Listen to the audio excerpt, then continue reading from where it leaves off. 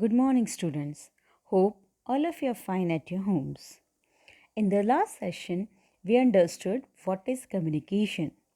We also know there are four different ways of communication, that is, verbal, non verbal, written, and visual. Today, we will discuss different ways of communication in details. First, we will talk about verbal communication. Verbal communication is a type of oral communication in which we use words and sounds to express ourselves. In verbal communication, we give words to our thoughts and feelings and present them in form of discussions, speeches, and conversations. There are various factors important in verbal communication, such as tone of the speaker, clarity of the speech, speed of speaking, volume and body language of the speaker, and quality of the words used by the speaker. Tone of the speaker should match with the words and expression of the thought. Speaker should be audible and selection of words should be such that it convey proper and correct intention of the message. The success of verbal communication depends on both vocal ability of the speaker and listening ability of the receiver. So, in verbal communication, both the speaker and the receiver plays an important and equal role. Verbal communication is the most common form of communication. Now, let's see various components of verbal communication. For effective verbal communication, following components are required. The first is clear speech of the sender. Sender should be clear with his or her speech. He should use right words. The speech and diction should be clear. He should not speak very fast or very slow. Volume of speech should be clearly audible. It should not be very loud or too soft. So the first component is clear speech of the sender. Second component is listening skills of the receiver. Receiver should listen with full attention. Otherwise, if he is not attentive, he may miss some important points and would not get complete information. So second component is listening skills of the receiver.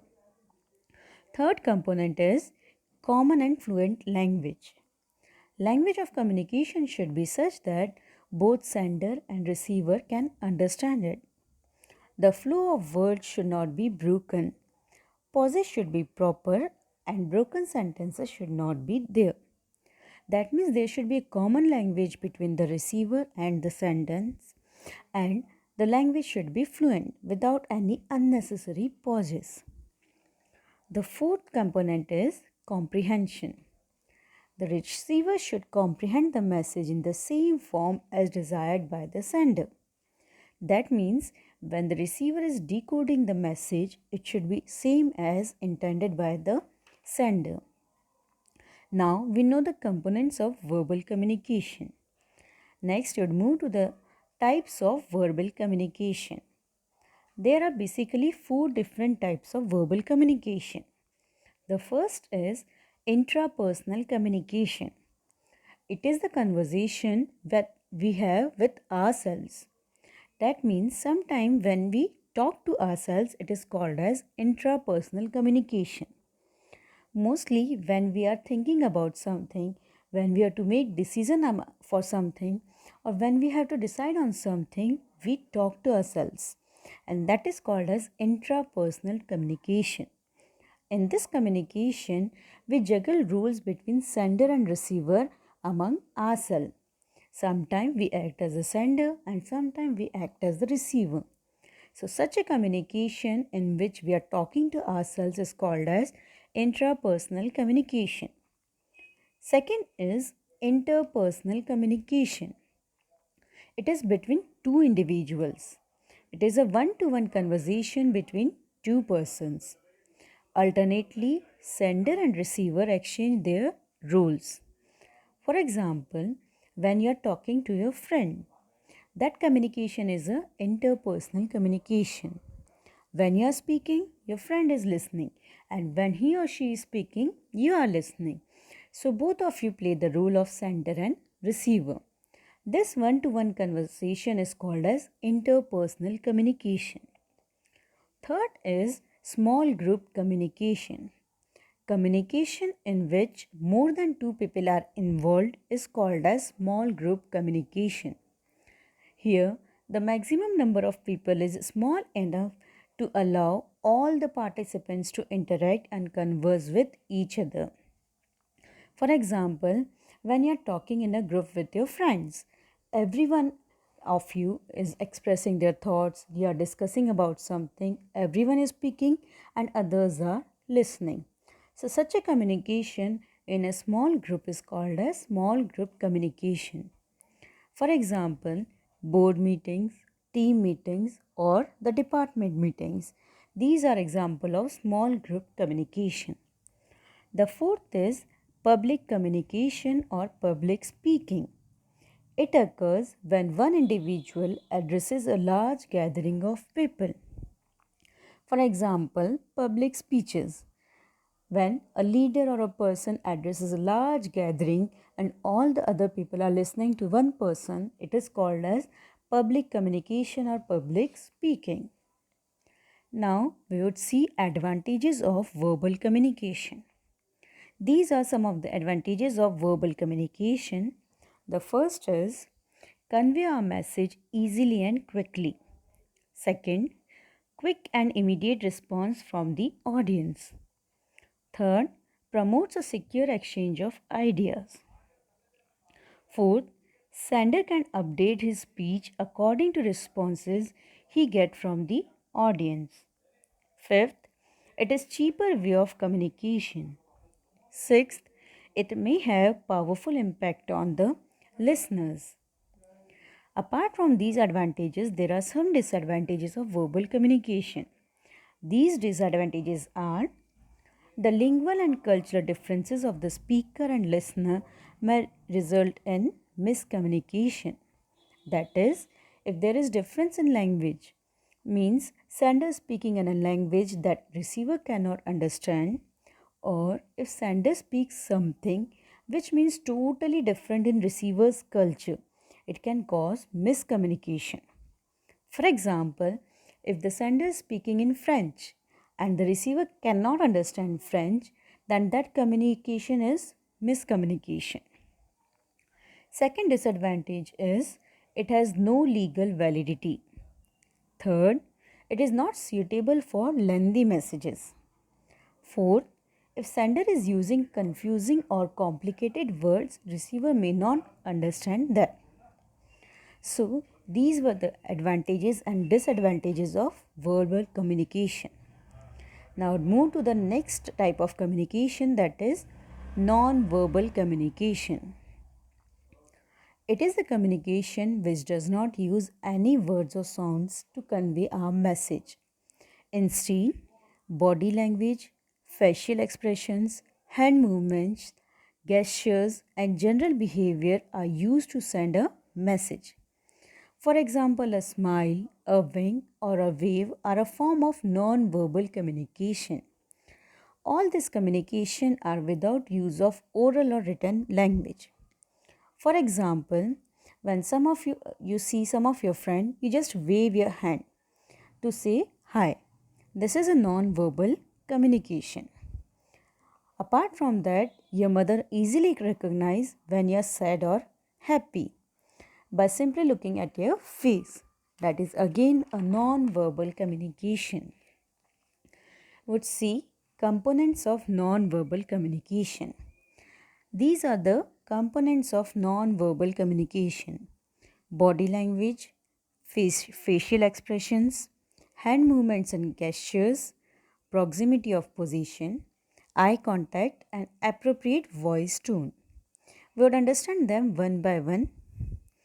The first is body language. Your body tells a lot about your state of mind. When you are confident or angry or nervous, it is clear from your posture.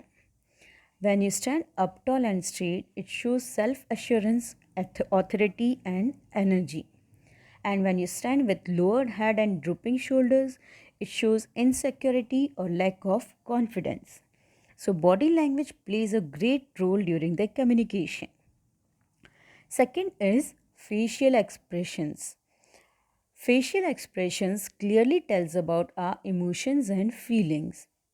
For example, looking at your mom's face, you might tell whether she is angry or happy or disgusted.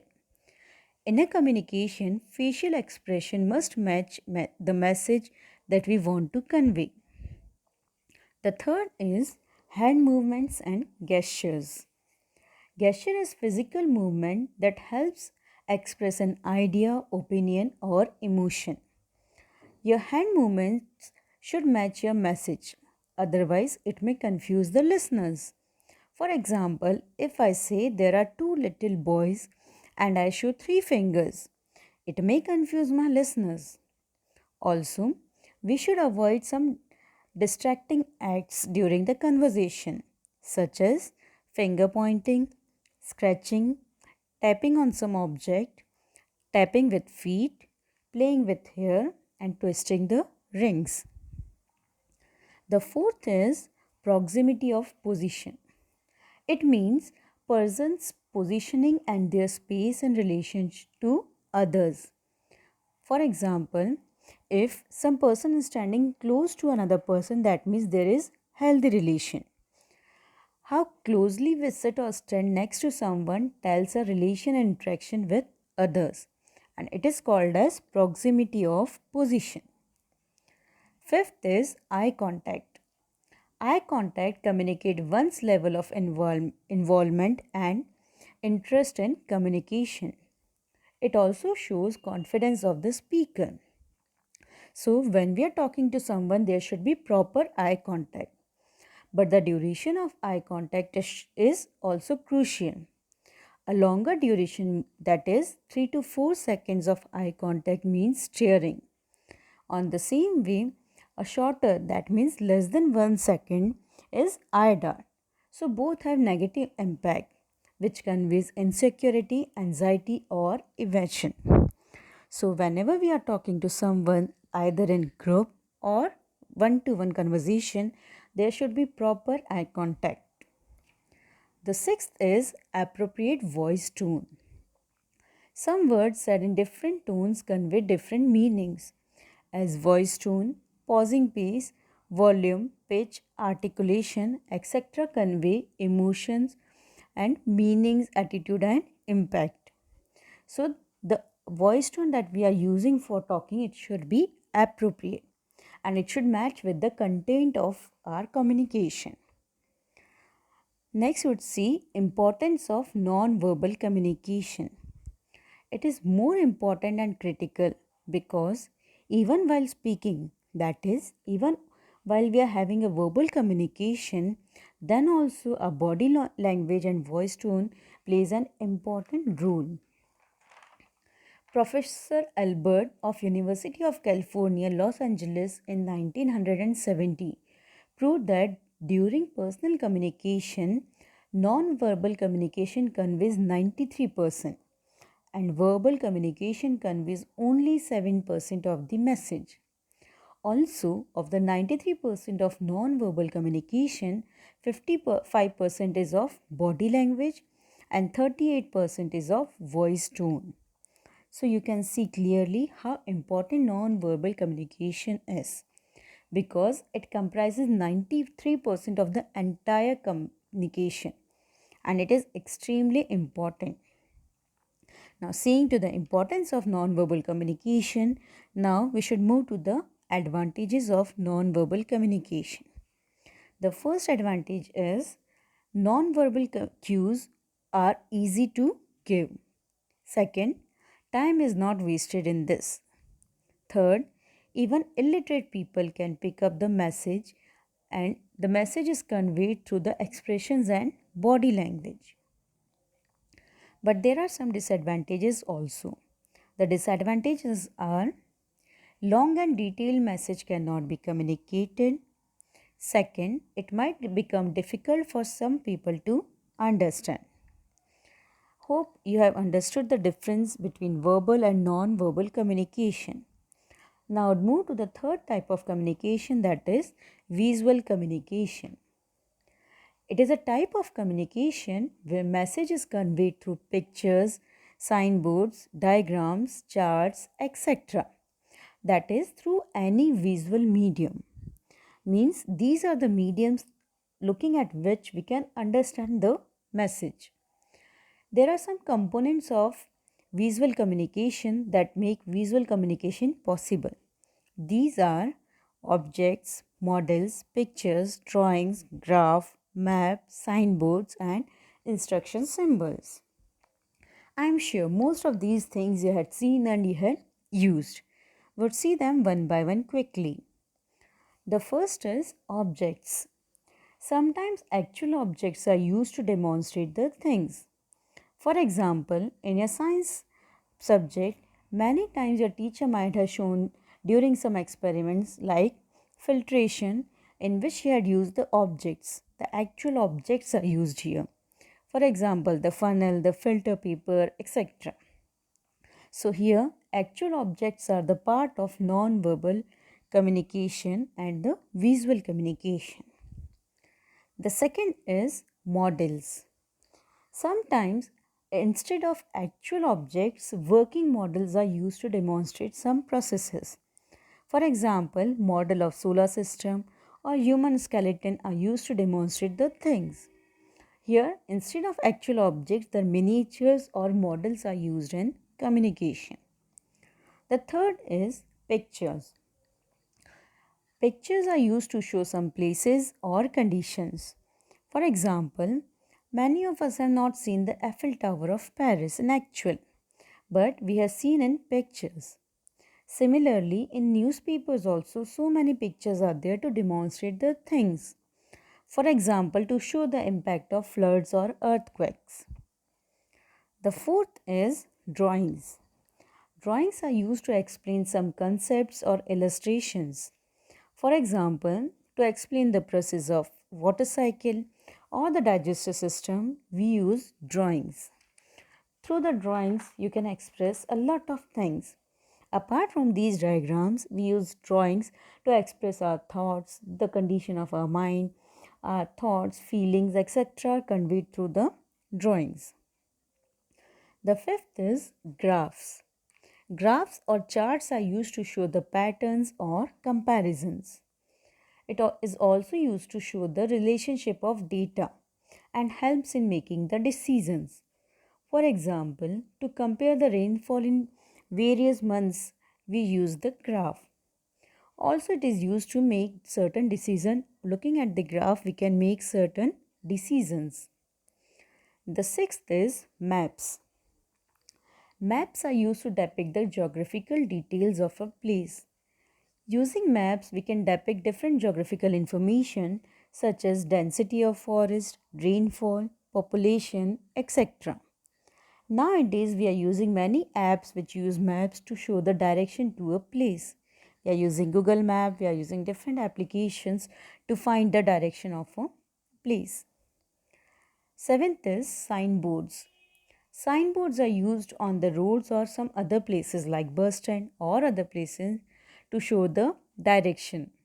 On roads, we have seen many signboards that tell us that there is a speed breaker or a U-turn or a left turn. Similarly, these also show about the direction of a place. Next is instructional symbols. Icons or instruction symbols are used to indicate some things like the symbol for play or stop button or the symbol for the power button. Using these, we can communicate with people from all backgrounds who speak different languages. For example, the button for the play or the button for the power, it is same for all the people. Similarly, a smiley emoji, that is the emoji for a smiling face or a sad face, they also mean the same to the people from all over the world, even those who are illiterate. So these instruction symbols also play an important role in visual communication. Now we'll see the advantages of visual communication. In it, message gets delivered immediately. It is simple and easy to understand. It is easy to remember and recall, and it is universal. So, these are the advantages of visual communication. There are some disadvantages also associated with visual communication. These are: it cannot be used to handle the complex data. Sometimes it is ambiguous. A visual sign may deliver contradictory message in different cultural backgrounds. For example, a thumb up sign is a great thing in America, but might be offensive to people of China. So, here the actual message may be misinterpreted. Third, it increases cost as it takes time and money to produce, cost in terms of money. So, these are the disadvantages of visual communication. Now, move to the fourth type of communication, that is written communication. Communicating with written words is also called as written communication. In it, two messages should be formed clearly so that it is understood in the right form. It is more formal way of communication and it is reliable too. Written communication includes both handwritten documents as well as the documents which are typed with a typewriter or a computer. Now, there are certain parameters of written communication. Whenever we are communicating using written communication, we should take care of these parameters. These are also called as 5 C's of written communication. The first is coherence. Coherence refers how well content is originally within the written article. In simple words, we have to see whether the paragraph flow logical one to the next or the topics of the paragraph seem to jump between the ideas in jumbled up ways. Ideally, the paragraph should follow a logical flow. Means the paragraph which are appearing one after the other, they should follow a logical logic. There should be some flow, and that is called as coherence. Second is cohesion. It refers to flow of ideas within a single paragraph. In a paragraph, the sentences must be connected with each other. So, coherence means the paragraph should be connected to each other, there should be a flow, and cohesion means within a paragraph, all the sentences should be connected to each other. The third is concision.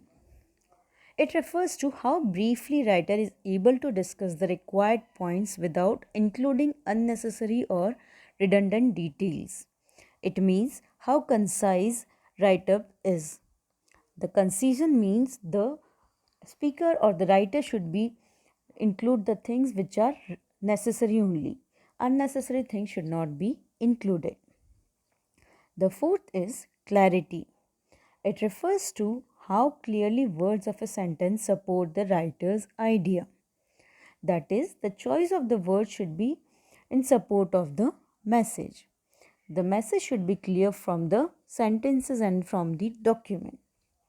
The fifth is correctness. It refers to the correctness of the article or documents in terms of facts as well as in terms of grammar. That means the article or document should be factually as well as grammatically correct. So these are the 5 C's which make the written communication effective. Now let's see to the components of written communication. There are basically 3 components of the written communication. The first is structure. Structure refers to the way content is presented.